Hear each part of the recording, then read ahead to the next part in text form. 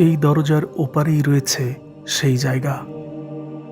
এটাই কবরে নামার সিঁড়ি। দেখুন কি রহস্যময়। হ্যাঁ দর্শক, মিশরের জান্নাত খ্যাত প্রাচীন শহর আলেকজান্দ্রিয়া থেকে শুভেচ্ছা জানাচ্ছি আমি জুবায়ের আল মাহমুদ। দর্শক মণ্ডলী, আলেকজান্ডার দ্য গ্রেট এবং রানী ক্লিওপেট্রার স্মৃতি বিজড়িত মিশরের এই প্রাচীন শহরে আজ আমি সন্ধান পেয়েছি এমন এক রহস্যময় কবরের, যেখানে এমন এক প্রজ্ঞাবান ব্যক্তি শুয়ে আছেন যার নামে আল্লাহ তাআলা পবিত্র কোরআনে সূরা লুকমান নাজিল করেছেন। বেঙ্গল ডিসকভারির আজকের পর্বটাই খুবই স্পেশাল, তাই এখনই চ্যানেলটি সাবস্ক্রাইব করুন এবং ভিডিওটি শেয়ার করে ছড়িয়ে দিন গোটা দুনিয়ায়।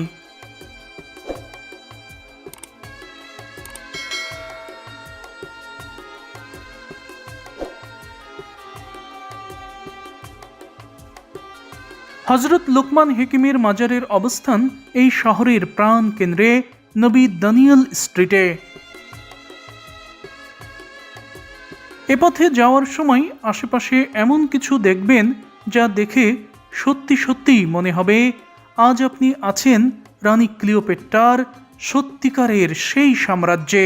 কেননা এখানকার অধিকাংশ স্থাপনাই রোমান শৈলীতে তৈরি। এখানকার এই অসাধারণ স্থাপত্যটি হল মিশরের বিখ্যাত নেভাল আননোন সোলজার মেমোরিয়াল বা নৌবাহিনীর অজ্ঞাত সৈনিকের স্মৃতিস্তম্ভ। সমুদ্র যুদ্ধে দেশের জন্য জীবন উৎসর্গকারী বীর সেনানীদের স্মরণে এই ঐতিহাসিক স্মৃতিস্তম্ভটি নির্মাণ করেছে মিশর। প্রাচীন গ্রিক রোমান স্থাপত্যের এই স্মৃতিস্তম্ভটি দেখলেই আপনি অনুভব করতে পারবেন আজ আপনি সত্যিকারের সেই রোমান সাম্রাজ্যেই এসেছেন।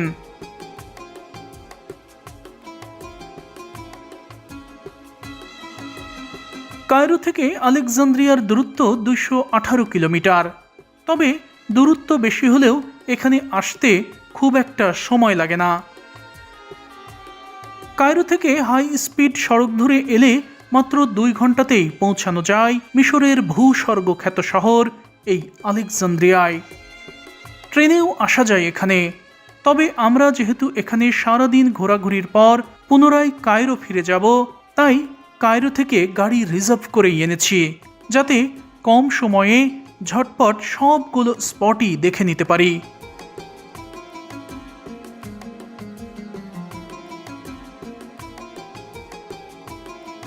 ভূমধ্য সাগর পাড়ের এই শহর শুধু সৌন্দর্য আর নাতিশীতোষ্ণ আবহাওয়ার জন্যই বিখ্যাত নয়, বরং এই প্রাচীন বন্দর নগরী তার ঐতিহাসিক এবং আধ্যাত্মিক ঐতিহ্যের জন্য গোটা দুনিয়ায় সমাদৃত।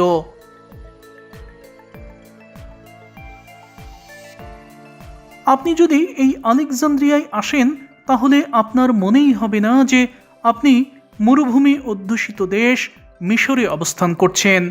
মনে হবে আজ আপনি এসেছেন ইউরোপের কোনো দেশে। এখানকার চারপাশ এতটা উন্নত, ঝকঝকে, তকতকে।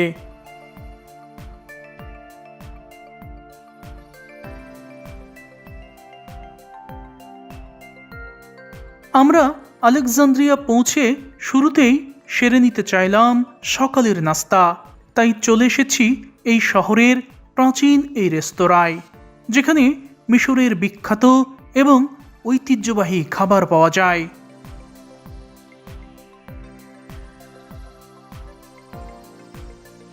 দর্শক, এই হলো আমাদের সকালের খাবার, ফুল তামিয়া। আমি একটা একটা করে বলছি এখানে কি কি আছে। এগুলো হলো তাজা শাকসবজির সালাদ, আর পাশেই রয়েছে মিশরের খুবই জনপ্রিয় আইশ বালদি রুটি। সকালের নাস্তায় ফুল তামিয়া দিয়ে খাওয়ার জন্য এই মোটা রুটি অপরিহার্য। এরা অনেক বেশি খাবার দেয়, আমরা মানুষ দুজন, কিন্তু কতগুলো রুটি দিয়েছে দেখুন, 6টি। বাংলাদেশের 15টি রুটির সমান, এগুলো এতটা মোটা। আমি আগের একটি ভিডিওতেই বলেছিলাম যে মিশরে একজনের খাবার কিনলেই দুজন খাওয়া যায়। বিশ্বাস হলো তো এবার? আমি আজও আসলে পরিমাণটা ঠিক বুঝতে পারিনি, তাই ভুল করে দুজনের খাবার অর্ডার দিয়েছি। শুধু রুটিই নয়, কত কিছু দিয়েছে এরা দেখুন। শশার আচার থেকে শুরু করে তিলের পেস্ট দিয়ে তৈরি তাহিনা সালাদ, মেয়োনেজ মাখানো আরও একটি সালাদ, টমেটো শশা এবং বেগুন ভাজির আলাদা একটি সালাদ, ফ্রেঞ্চ ফ্রাই। এরপর মাঝখানের এগুলো মিশরের জাতীয় খাবার, সেদ্ধ ফাবা বিনস পেস্ট করে তেল, লেবুর রস এবং মশলা দিয়ে তৈরি করা হয় এটা, এবং এর ওপরে ছোলা এবং সস দেওয়া হয়েছে। রুটি দিয়ে এটি খেতে কি যে মজা, এটা আসলে আমি ভিডিওতে বলে বোঝাতে পারবো না। অসাধারণ অসাধারণ। সাথে আলাদা করে আলু মাখাও দিয়েছে। আর এই বড়গুলো হচ্ছে সেই পেস্টের বড়া, মানে ফাবা বিনসের বড়া। সাথে দিয়েছে বিরাট আকারের মরিচ, আরও দিয়েছে ডিম ভাজি। হ্যাঁ, বিশ্বাস হয় না, এটা ডিম ভাজি, ইজিপশিয়ান অমলেট। এর স্থানীয় নাম এগা, এগ থেকে এগা। এটি মূলত ডিমের সাথে প্রচুর পরিমাণে কুচানো শাকসবজি যেমন পার্সলে, ধনেপাতা, পেঁয়াজ, টমেটো এবং অন্যান্য মশলা এগুলো মিশিয়ে মচমচে করে ভেজে তৈরি করা হয়েছে এটা। হ্যাঁ দর্শক, মিশরের এই খানদানি খাবার যদি আপনি সকালে খান তাহলে দুপুর অবধি কোনোভাবেই ক্ষুধা লাগবে না। এই খাবার অনেক সময় পেটে থাকে। আপনি চাইলে এগুলো খেয়ে বিকেলে হালকা নাস্তা করে একেবারে রাতে ডিনার করতে পারেন। এই খাবার আপনাকে কোনোভাবেই ক্ষুধা লাগতে দেবে না।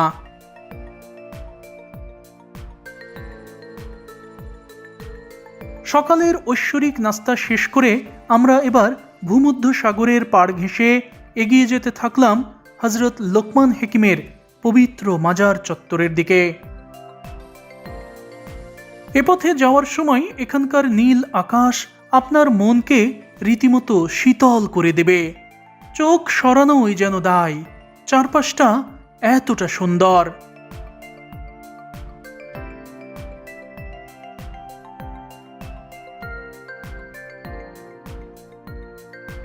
আমরা এখন অবস্থান করছি আলেকজান্দ্রিয়া শহরের একেবারে হৃদয়ে। চারপাশের ব্যস্ততা পেছনে ফেলে আমি এখন পৌঁছেছি ইতিহাসের এমন এক অমূল্য অধ্যায়ে, যেখানে পরম শান্তিতে ঘুমিয়ে আছেন হজরত লোকমান হেকিম রহমতুল্লাহ আলাই, যার নামে আল্লাহ তাআলা সূরা লোকমান নাজিল করেছেন। হ্যাঁ দর্শক, এটাই এখানকার ইতিহাস বিখ্যাত মসজিদ আন নবী দানিয়াল, অর্থাৎ নবী দানিয়াল মসজিদ। এই মসজিদটি কেবল আলেকজান্দ্রিয়ার একটি সাধারণ ইবাদতের স্থানই নয়, বরং এটি এই শহরের অন্যতম প্রাচীন ধর্মীয় ও ঐতিহাসিক নিদর্শন।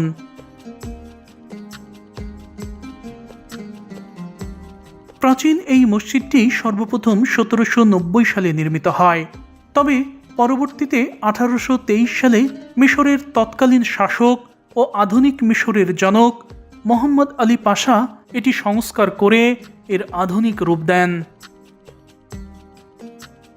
তবে এই মসজিদের ভূগর্ভস্থ কাঠামোটি 1000 বছরের পুরনো, অর্থাৎ এই মসজিদের ভেতরের এক কোণায় মাটির তলায় রয়েছে হজরত লোকমান হেকিম রহমতুল্লাহ আলাইয়ের পবিত্র মাজার।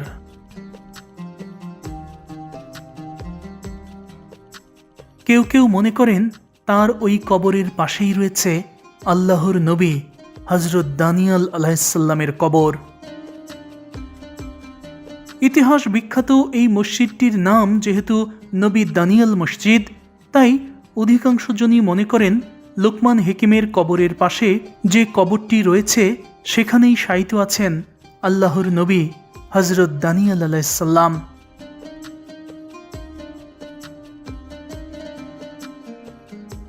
মোহাম্মদ আলী পাশার তৈরি করা এই মসজিদটি আসলেই বেশ নান্দনিক, তবে এখানকার মূল রহস্য লুকিয়ে আছে এর মাটির নিচে এক নীরব ভূগর্ভস্থ প্রকোষ্ঠে। এখানকার এই বন্ধ দুয়ারের ওপারেই রয়েছে সেই স্থান। এখানকার একজন খাদেম মসজিদের নিচের তলায় যাওয়ার জন্য আমাদের ব্যবস্থা করে দিলেন।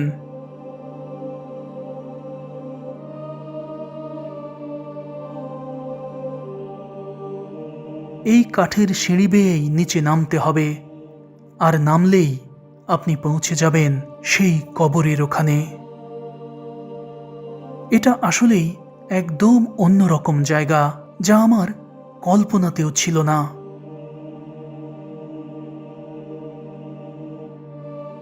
সিঁড়ির দ্বারের তালাও খুলে দেওয়া হলো। এরপর আমি ধীরে ধীরে নিচের দিকে নামতে থাকলাম।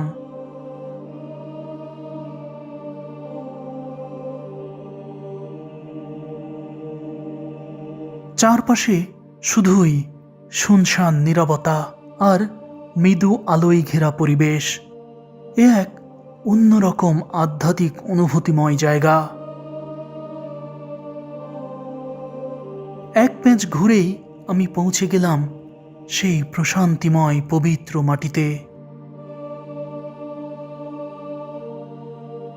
হ্যাঁ দর্শক, এটাই সেই ঐতিহাসিক কবর, যার টানে আজ আমি এখানে ছুটে এসেছি। কবরটির ওপর পবিত্র কোরআনের সূরা ইউনুসের ৬২ নম্বর আয়াত লেখা আছে, যার বাংলা অর্থ হল, আল্লাহ তাআলা বলেছেন, জেনে রেখো আল্লাহর বন্ধুদের কোনো ভয় নেই এবং তারা পেরেশানিতেও থাকবে না। হযরত লুকমান হাকিম রাহমাতুল্লাহ আলাই আল্লাহর বন্ধু, তবে তিনি কোনো রাজপুত্র, রাজা বাদশাহ কিংবা বিত্তশালী কেউ ছিলেন না, বরং তিনি ছিলেন এখানকার আফ্রিকা অঞ্চল থেকে আসা একজন হাবশি গোলাম। তার বাহ্যিক অবয়ব সাধারণ হলেও আল্লাহ তাআলা তাকে অসাধারণ প্রজ্ঞা দিয়েছিলেন। একবার তার মনিব তাকে একটি ছাগল জবাই করে তার শরীরের সবচেয়ে ভালো দুটি অংশ নিয়ে আসতে বলেছিলেন। লোকমান হাকিম ছাগলের কলিজা এবং জিহ্বা নিয়ে হাজির হলেন। কিছুদিন পর তার মনিব তাকে আবারও ছাগলের শরীরের সবচেয়ে খারাপ দুটি অংশ আনতে বললেন। লোকমান হাকিম এবারও সেই কলিজা এবং জিহ্বা নিয়েই সামনে হাজির হন।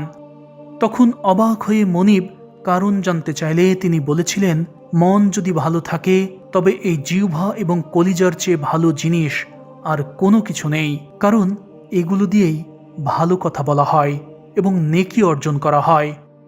আর মন যদি মন্দ হয় তবে এই দুটির চেয়ে খারাপ জিনিসও আর কিছু নেই, কারণ এগুলো দিয়েই মিথ্যা, গীবত এবং খারাপ কাজ সম্পাদিত হয়। তার এই গভীর উত্তর শুনে মনিব হতবাক হয়ে যান। পরবর্তীতে তার প্রজ্ঞা এবং বিচার বুদ্ধি দেখে মুগ্ধ হয়ে তার মালিক তাকে মুক্ত করে দেন এবং তিনি সমাজে অত্যন্ত মর্যাদাবান ও বিচারক হিসেবে খ্যাতি লাভ করেন। আল্লাহ তাআলা এ বিষয়ে সূরা লুকমানের ১২ নম্বর আয়াতে বলেছেন, আমি অবশ্যই লুকমানকে জ্ঞান দান করেছিলাম এবং বলেছিলাম, আল্লাহর প্রতি কৃতজ্ঞতা প্রকাশ করো। দর্শক মণ্ডলী, এটাই ইতিহাসের সেই প্রজ্ঞাবান মহামানব হযরত লুকমান হাকিম রাহমাতুল্লাহ আলাইহির পবিত্র মাজার, আল্লাহ তাআলা যার নামে সূরা লুকমান নাজিল করেছেন। হযরত লুকমান হাকিমের কবরের পাশেই রয়েছে আরেকটি কবর। ধারণা করা হয় এটাই আল্লাহর নবী হযরত দানিয়েল আলাইহিস সালামের কবর, কিন্তু প্রত্নতত্ত্ববিদ ও অধিকাংশ ইসলামিক স্কলারদের মতে এখানে নবী দানিয়েল আলাইহিস সালামের কবর নেই। কোরআন এবং বাইবেলেও এ বিষয়ে কোনো কিছুর উল্লেখ নেই। ইসলামিক স্কলারদের মতে এখানে লুকমান হাকিমের কবরের পাশে যে কবরটি রয়েছে সেটি ৮ম শতাব্দীর প্রখ্যাত আউলিয়া হযরত দানিয়েল আল মাউসিলি রাহমাতুল্লাহ আলাইহির। নবী দানিয়েল আলাইহিস সালামের নামের সাথে মিল থাকা এবং এখানকার মসজিদটির নাম যেহেতু নবী দানিয়েল মসজিদ, তাই ধীরে ধীরে লোকমুখে প্রচার হতে থাকে যে এখানে হযরত লুকমান হাকিম রাহমাতুল্লাহ আলাইহির পাশাপাশি কবর রয়েছে নবী দানিয়েল আলাইহিস সালামেরও, তবে এর দালিলিক কোনো সত্যতা নেই। দর্শক, একটা বিষয় খেয়াল করুন, এখানে দুটি কবর দুই দিকে। আমরা জানি কবরস্থ করার সময় মুসলিমদের মুখ কিবলামুখী করে শায়িত করতে হয়, এই কবরটি দেখুন, এই দিকে কিবলা। এটা দেখে বোঝা যাচ্ছে যে কবরটিতে কিবলার দিকে মুখ করেই মৃতদেহকে শায়িত করা হয়েছে, কিন্তু এই কবরটি দেখুন, পুরোটাই উল্টো। এখানে এই দিকে কিবলা, দেখুন সামনে একটি নামাজের জায়গাও রয়েছে, কিবলা দেখাই যাচ্ছে। তার মানে কিবলার দিকে মাথা দেওয়া হয়েছে এই কবরে। আমি জানি না কেন এভাবে এটা করা হয়েছে। আমি যতটুকু জানি যে লোকমান হেকিম বনি ইসরায়েলিদের নবী হজরত দাউদ আলাইসাল্লামের যুগের মানুষ। আর বনি ইসরায়েলিরা সাধারণত কবর দেওয়ার সময় তারা পবিত্র ভূমি জেরুজালেমের দিকে মুখ করে কবর দেয়, আর জেরুজালেম হলো এই দিকে। তার মানে এটাই লোকমান হেকিমের কবর, এটা স্পষ্ট। আর পাশেরটি দেখুন, এই কবরের আকার দেখেই বোঝা যাচ্ছে যে এটা নবী দানিয়েল আলাইসাল্লামের কবর নয়, বরং এটা পরবর্তীকালের কোনো বুজুর্গ বা আউলিয়ার কবর। আর ওটা হজরত লোকমান হেকিমের কবর। কিন্তু এখানকার এই কবর দুটির ফারাক দেখেই অনেকেই এটাকে রহস্যময় কবর বলে।